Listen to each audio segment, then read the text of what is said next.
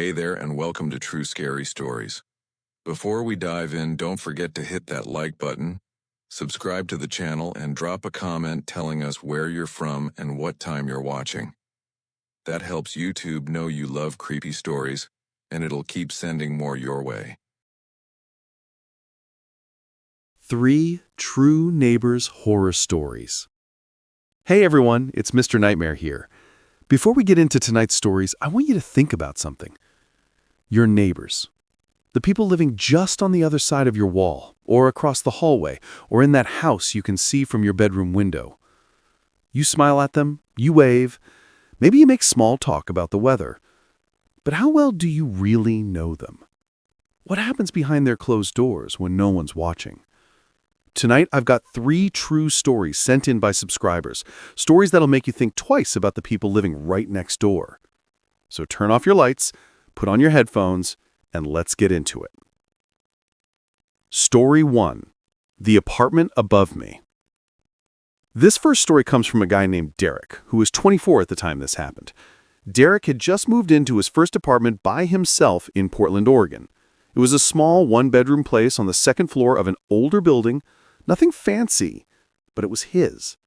The rent was cheap, the neighborhood seemed quiet, and for the first few weeks, everything was perfect. But then, he started noticing the sounds. It began around 2 a.m. on a Tuesday night. Derek was lying in bed, scrolling through his phone, when he heard it. Footsteps. Heavy, deliberate footsteps coming from the apartment directly above him. Back and forth, like someone was pacing. He didn't think much of it at first. Maybe his upstairs neighbor was a night owl, or maybe they worked a weird shift. People have different schedules, no big deal. But the pacing continued for hours.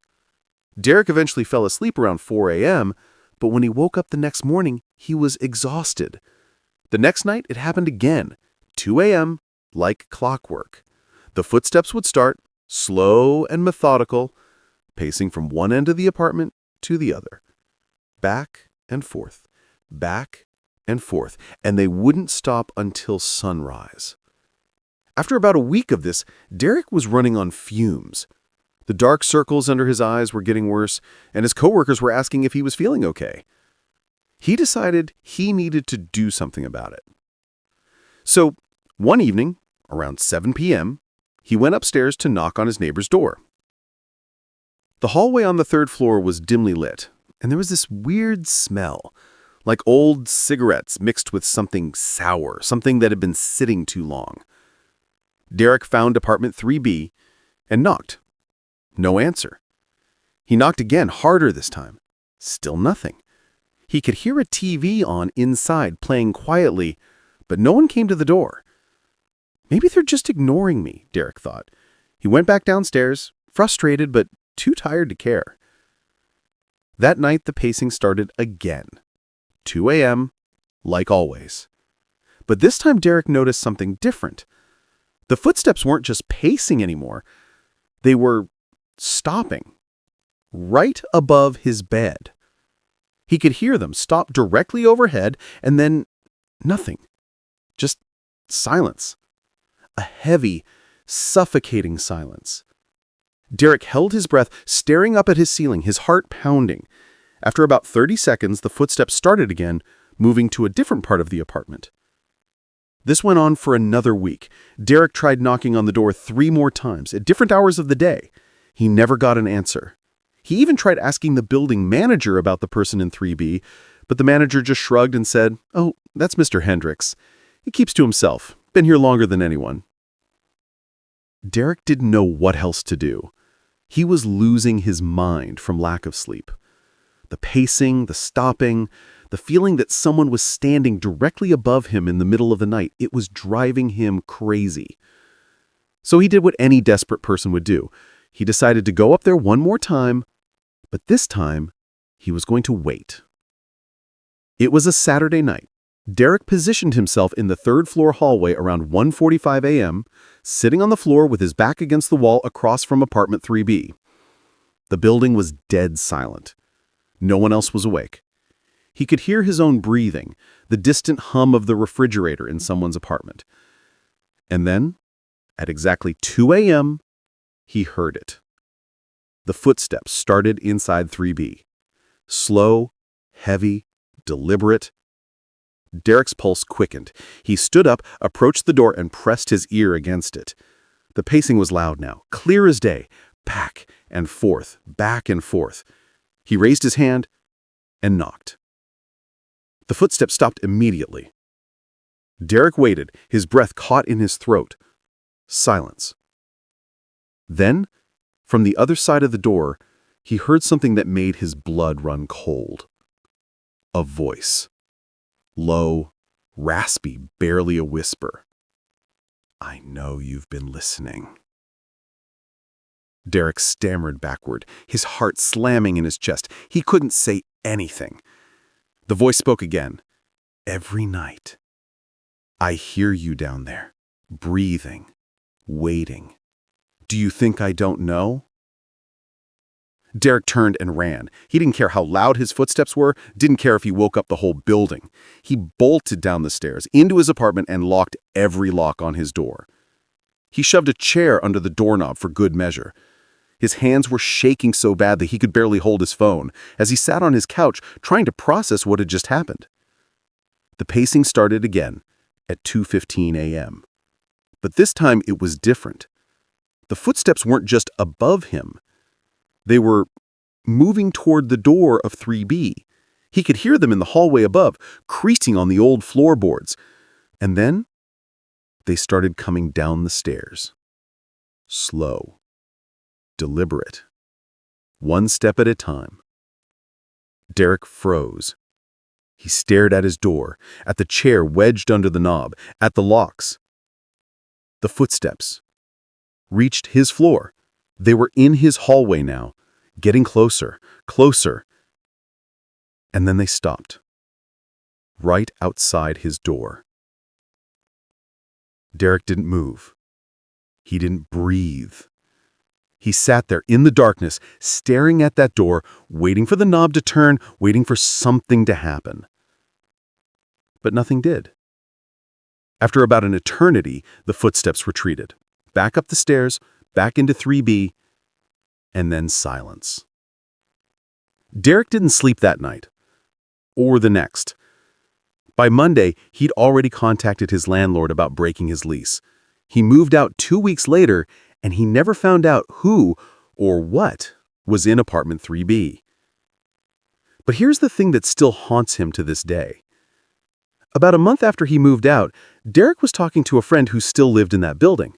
His friend mentioned that apartment 3B had been vacant for over 3 years. No Mr. Hendricks. No one. The landlord had kept it locked because of some legal dispute with the previous tenant's family. So if no one was living there, who was pacing every night at 2 a.m.? And who was standing outside Derek's door? He never went back to find out. Story 2. The House Next Door. This next story comes from a woman named Claire. She was 31 years old and had just bought her first house in a small suburb outside of Columbus, Ohio. It was a cute little 2-bedroom place with a backyard, white picket fence, the whole deal. Claire was excited. She'd worked hard to save up for this, and it felt like the start of a new chapter in her life. The neighborhood seemed perfect. Quiet streets, families with kids, everyone friendly. The house to her right was occupied by a sweet elderly couple who brought her cookies on her first day. The house to her left, though, that one was different. It was a 2-story home, painted a faded gray, with overgrown bushes and a lawn that clearly hadn't been mown in months.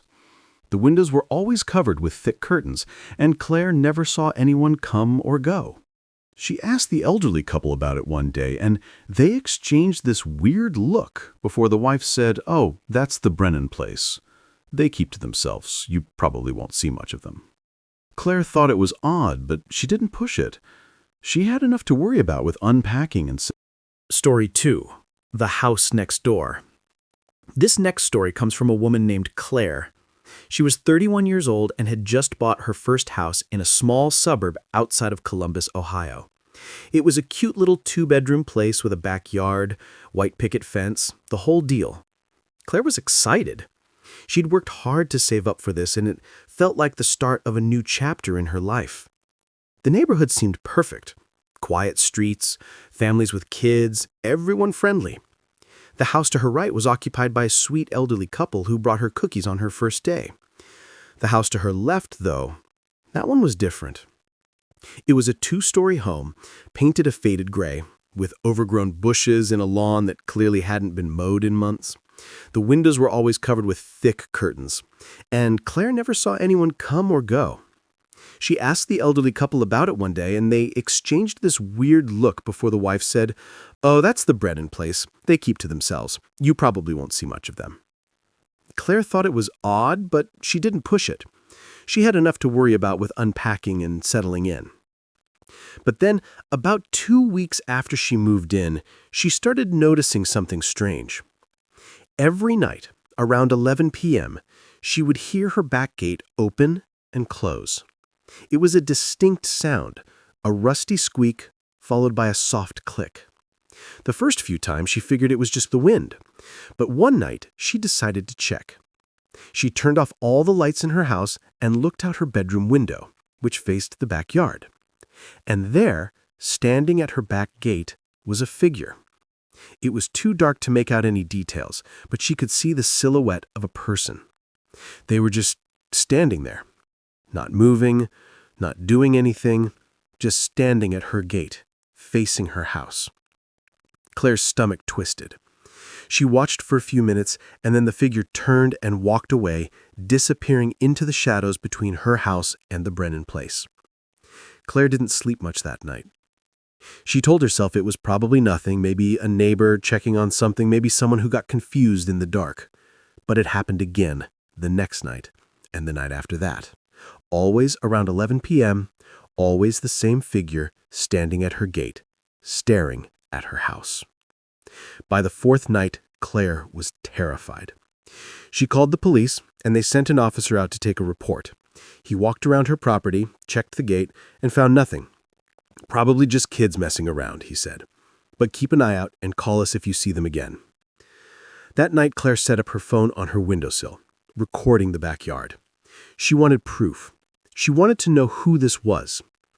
At 11 p.m., like clockwork, the gate opened, the figure appeared. But this time, Claire could see more detail on the recording. It was a man, tall, maybe in his 40s or 50s, wearing dark clothes. And he wasn't just standing there. He was staring up at her bedroom window. Claire's blood turned to ice. She grabbed her phone and called 911. But by the time the police arrived, the man was gone. They searched the area, knocked on the door of the Brennan house, but no one answered. The officers told her to install better locks, maybe get a security camera, and they left. Claire couldn't stay in that house anymore. Not after seeing him stare at her window like that. She went to stay with a friend for a few days, trying to figure out what to do, but when she came back, something was wrong. The back door was unlocked. She knew she'd locked it. She checked it 3 times before she left, but now it was open, just slightly ajar. Her heart pounding, she stepped inside and looked around. Nothing seemed out of place. Nothing was missing. But then she went upstairs to her bedroom, and that's when she saw it. On her bed, neatly placed in the center, was a Polaroid photograph. It was a picture of her, asleep in her bed, taken from inside her room. Her hands started shaking so badly she dropped the photo. She ran out of the house and called the police again. This time they took it seriously. They dusted for fingerprints, searched the house top to bottom, and finally went next door to the Brennan house with a warrant. What they found inside, Claire was never given all the details, but the officer who spoke to her afterward looked pale, shaken. He told her that the man living there, a guy named Raymond Brennan, had been arrested. They'd found more photographs, dozens of them, not just of Claire, but of other women in the neighborhood. Some from years ago, some recent, all of them taken without their knowledge. Raymond Brennan is currently in prison. But here's what still haunts Claire. When the police searched his house, they found a notebook, page after page of handwritten notes, dates, times, routines, and on one page, circled over and over again, was Claire's name. Next to it, he'd written one sentence: "She never closes her curtains." Claire sold that house 2 months later. She doesn't live in that neighborhood anymore, but she still checks every lock, every window, every night. Because she knows now, sometimes the scariest monsters aren't strangers. They're the people living right next door. Story 3. The Woman Across the Hall. This last story comes from a guy named Marcus, and it's probably the most disturbing one I've ever received. Marcus was 28 and living in an apartment complex in Denver, Colorado. It was one of those big buildings with long hallways and dozens of units, the kind of place where you might recognize your neighbors but never really know them. Marcus had lived there for about 6 months when a new neighbor moved into the apartment directly across the hall from him, Unit 407. He didn't see her the day she moved in, but he heard the movers lugging furniture up the stairs. A couple days later, he ran into her in the hallway. She was in her mid-50s, short gray hair, glasses. She smiled at him. "Hi, I'm Diane," she said. "Just moved in. Nice to meet you." Marcus: "Welcome to the building," he replied. She seemed nice enough, quiet, polite. He didn't think much of it. But then things started getting weird. The first incident happened about a week later. Marcus came home from work around 6 p.m., and as he was unlocking his door, he noticed Diane standing in her doorway. Just standing there, watching him. He gave her a quick nod and went inside, feeling a little creeped out but brushing it off. It happened again the next day, and the day after that. Every time Marcus came home, Diane was there, standing in her doorway, watching. She never said anything, never smiled, just watched. Marcus started to feel uncomfortable. He mentioned it to his girlfriend Rachel, who stayed over a few nights a week. "Maybe she's just lonely," Rachel suggested. "Some people are like that. Don't worry about it." But then one night around 10 p.m., Marcus and Rachel heard a knock on the door. Marcus opened it to find Diane standing there, holding a plate of cookies. "I made these for you," she said, her voice flat. "Thought you might like some." "Oh, thanks," Marcus said, taking the plate awkwardly. He and Rachel exchanged a glance. After Diane left, Rachel whispered, "That was weird, right?" Marcus nodded. He didn't eat the cookies. Something about the whole interaction felt off. The knocking started after that. Random times during the night. 11 p.m., 1 a.m., 3 a.m. Marcus would check the peephole, and there she was, Diane, standing in the hallway, not knocking anymore, just standing there, facing his door. He stopped answering. He told Rachel not to answer either. Then, the notes started appearing, slipped under his door. At first, they were innocent enough. "Hope you're having a good day. Saw you leave early this morning." But then they got stranger. "You shouldn't leave your curtains open at night. I can hear you through the walls. Are you home?" Marcus went to the building manager and filed a complaint. The manager said he'd talked to Diane, but nothing changed. If anything, it got worse. One night, Marcus woke up around 3 a.m. to use the bathroom. As he walked past the front door, he noticed something that made his heart stop. The doorknob was slowly turning, back and forth, back and forth. Someone was trying to open his door. Marcus stood there frozen, watching the knob twist. Then he heard her voice, Diane's voice, soft and sing-song through the door. "Marcus, I know you're awake. I can hear you breathing." He didn't respond. He didn't move. After what felt like forever, the doorknob stopped moving. He heard her footsteps retreat across the hall. Marcus grabbed his phone and called the police. When they arrived, Diane answered her door like nothing was wrong. She denied everything, told the officers Marcus was imagining things, that she'd been asleep all night. The police said there wasn't much they could do without proof. Marcus installed a deadbolt the next day, and a chain, and a camera facing his door. The footage he captured over the next week was nightmare fuel. Every single night, Diane would come to his door. Sometimes she'd just stand there, other times she'd try the knob. Once she pressed her face against the peephole, and Marcus could see her eye staring directly into the camera. But the worst part? One night, around 2 a.m., the camera caught her kneeling down and whispering through the crack at the bottom of the door. "Marcus, I just want to be your friend. Why won't you let me in? I know you're lonely too. I can help you. I can make it better. Just open the door. Just let me in." Marcus showed the footage to the police and the building manager. Diane was evicted 3 days later. Marcus thought it was over. But on her last day in the building, she slipped one final note under his door. Marcus didn't find it until after she was gone. It was written in red ink, the handwriting shaky and uneven.